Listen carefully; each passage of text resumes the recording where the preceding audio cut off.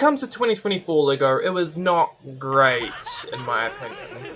But minifigures were not too bad, honestly, so I figured, hey, since, you know, I have quite a lot of minifigures from 2024, how about I do a top 10 video on them? So, yeah, I guess without wasting any more time, let's get right on into it. Anyway, the first minifigure and our number 10 is Rogue from X-Men.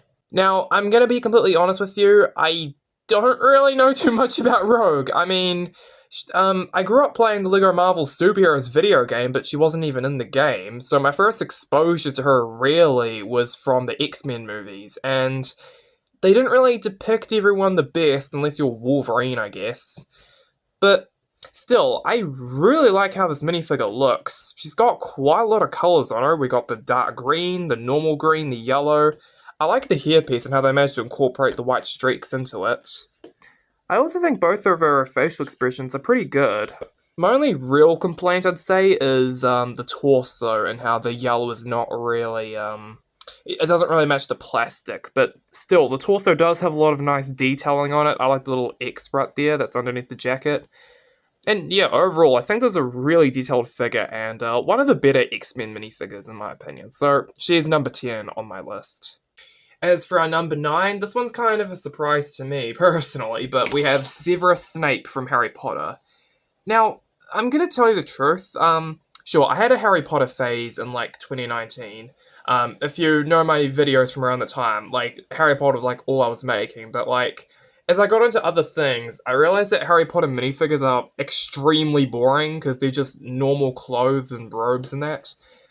So why is a Harry Potter minifigure of all things on my top 10? And that's mainly due to the torso print, and first of all, I love the silver on it. That's actually very versatile for different customs. You can use it for quite a lot. Like, you can use it in a fantasy setting, a western setting, you can use it for a good guy, a bad guy, you can use it for, like, a normal dude, you can use it for, like, royalty. But as well as this, the arm printing is extremely useful. I'm just gonna zoom in on that. Like, look at this arm printing. You got, like the robe printing there, the buttons, it's double-sided, and honestly, when I saw the arm printing, I was like, okay, this is actually pretty peak. The rest of the figure's pretty standard. I mean, it's literally the exact same as the normal Snape figures we've been expecting for years, but, yeah, just the torso alone really bumped this minifigure up to my top 10, and I absolutely love the Snape figure. Easily the best Snape we've ever gotten. As for number 8, we have a character I'm not familiar with in the slightest, I just like how he looks. And we have ARC Trooper 5s from Star Wars. I'm just gonna get rid of the dimensions tag real quick. Now, originally, in this spot, I was gonna have Captain Rex, but this is a 2023 figure, because he came in the Venator. And if you're still crying about that, boo-hoo, cope with it, suck it up, buttercup, but... I kinda like this figure a little bit more than Rex, honestly. Because first of all, I think he's just a bit more detailed. I mean, look at the leg printing as well as the arm printing right here. I also don't really have many clones, so, you know, it's nice to get some more clone troopers. I also really like the head underneath, and whatever this cape thing is. I'm not a Star Wars fan. I also do like getting these guns. We don't really get too many realistic guns, and I don't think these were even, like, Star Wars specific. I think they were introduced in Batman, so I really appreciate getting more realistic looking guns in LEGO. And also, I kind of, like, you know, think that, okay, having this base piece kind of completes the minifigure, so that kind of just elevates it a bit more for me, because, yeah, I really like the design here. It looks really great. So, yeah, overall, yeah, he's easily my 8th favourite figure of the year. As for number 7, we have the Imposter. Now, the figure isn't, like, you know, too detailed. I mean, the leg printing's very subtle, as well as the face looks, a little creepy, I guess. But what I absolutely love about this figure is the whole gimmick with him, because if you look at the back, you can actually see that there's a door right here, and if you look very closely at his face, you can actually see that there's, like, a panel. You can't really see it well on camera, but there's, like, a little outline around his face that makes it look like, you yeah, there's like some sort of panel that can be removed, and his alternate face, it reveals that this is just like a robot being controlled by miniature aliens, and I love that so much. Easily one of the most fun minifigures I've seen in a while. I also really like the 1950s like aesthetic of him. Like, I don't know, I just really like how that looks. I think Just Too Good pointed out that this looks a lot like that Meet Dave movie, which I'm not gonna watch. I haven't watched it, but yeah, I definitely see the resemblance. And he's even got like this brand new hairpiece, which thankfully this can be removed. But like this looks a lot like young Leonardo DiCaprio, so fangirls can love this figure. And yeah, overall, easily, like, yeah, one of the better minifigures of the Space series. And we're not even done with this CMF as a whole, so we'll get to that later. As for number 6, we have Jedi Bob. And I still haven't seen Rebuild the Galaxy. I'm hoping to get to it eventually. But as for a minifigure, I absolutely love what they did here. So, basically, they took the exact same design as the original Jedi Bob. Like, they added, like, scuff marks in that to make him look like Benny from the Lego movie. And I absolutely love that detail. I think it's a perfect way to, yes, make Jedi Bob accessible to so many people.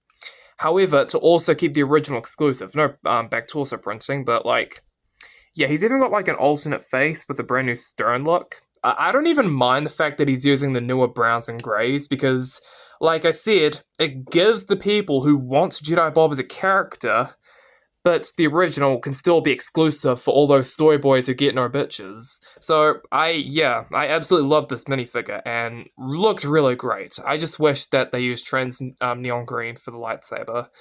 But besides that, really great figure. As for number 5, we have Orion from the Space CMF, and the Space CMF had lots of great minifigures, but this is easily my favourite. I absolutely love the accessories with the actual constellation. I don't know if this is upside down. I'm not really familiar with astrology. And I also love this, new club piece. That's also pretty good. And as for the figure himself, I absolutely love all of the sparkle detailing on his head, arms, legs. The torso is also really useful for just, like, plain silver minifigures. Like, I've seen some Silver Surfer customs with this. The hairpiece is also nice, I don't really find it useful. But yeah, overall, really great figure. The only thing I don't like about him is that I think the face print is a little bit too subtle, to the point where it's just like eyes that you can just barely see. Besides that though, yeah, absolutely great minifigure, and honestly, easily one of the best CMFs of the year. As for number 4 on the list, we have the Lady of Pain. A lot of people would probably be putting this spot, or even the number 1 to the dragon guy from D&D. And like, sure, he's a great minifigure and all, but like, I don't know, it just feels a little bit generic. Just having like, dragon guy with gold on him. This is easily the best D&D CMF, in my opinion. I absolutely love the cape, and how not only is it in the brand new neon orange color, but how long it is. Like, I'm just gonna remove the brick for a moment, just so you can see how long the cape is. I mean, yeah, it's a lot bigger in person, trust me. And I just think it makes a minifigure a lot more unique, and it also just, like, makes her look so much more grand and intimidating. I mean, she's called the Lady of Pain after all. I mean, sounds like a villain to me. Also, the headdress is really nice. It's rubbery, but, like, look how detailed the headdress piece is. There's, like, so many spikes coming out of it. It's got some nice gold printing on there. The face plate as well. And just the torso and dress piece is also incredibly immaculate. I mean, yeah, look at all the nice detailing here. Even some back torso printing.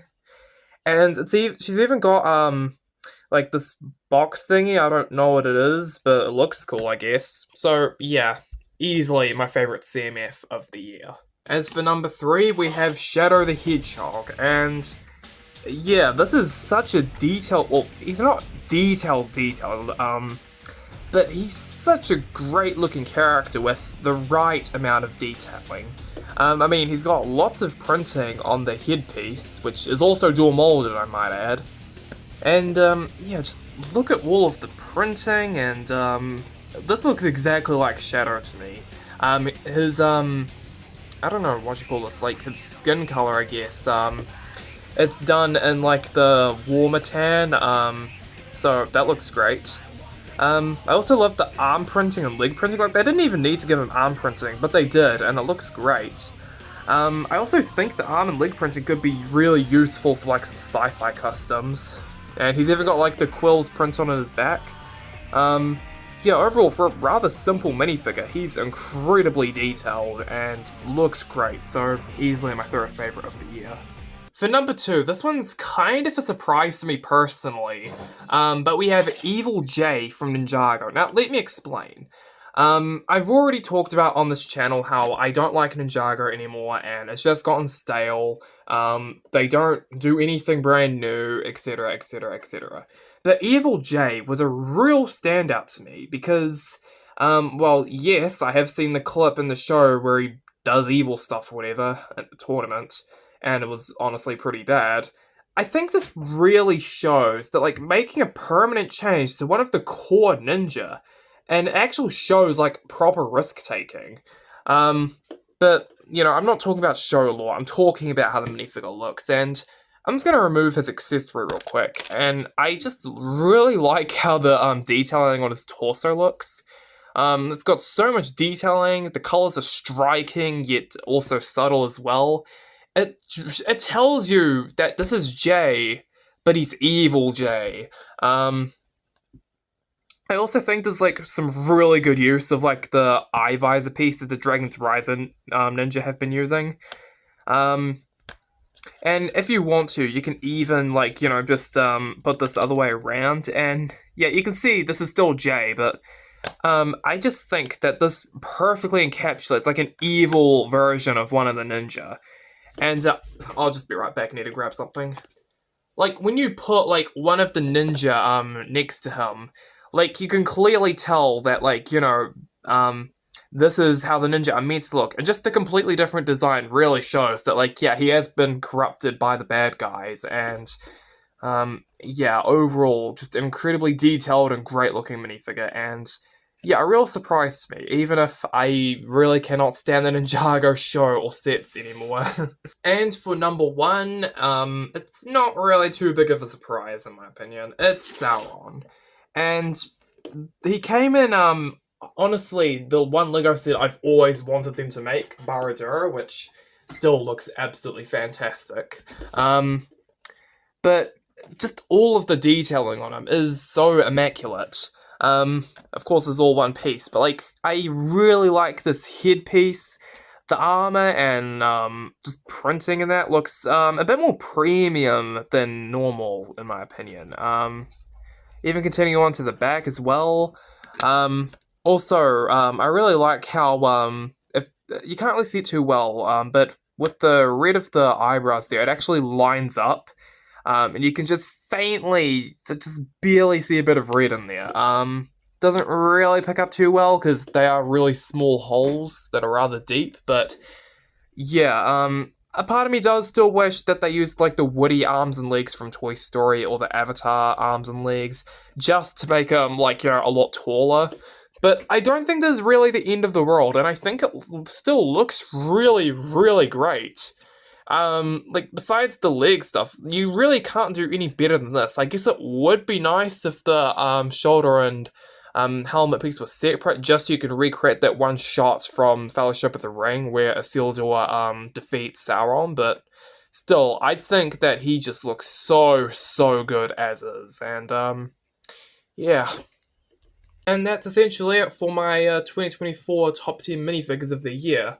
Overall, I think that, you know, there's a really good bunch. Not really my favorite, year. In fact, I think 2023 is vastly better, but still, I think that these figures are still really great and well produced, and I think Lego minifigures just generally are getting better unless you're Marvel for some reason, but yeah, I'm really happy with this lot, and, yeah, can't wait to see what 2025 brings, even though I'll be in college. But anyway, what do you guys think? What are your favourite minifigures of 2024? Let me know in the comments below. Anyway, I'll see you later. Goodbye.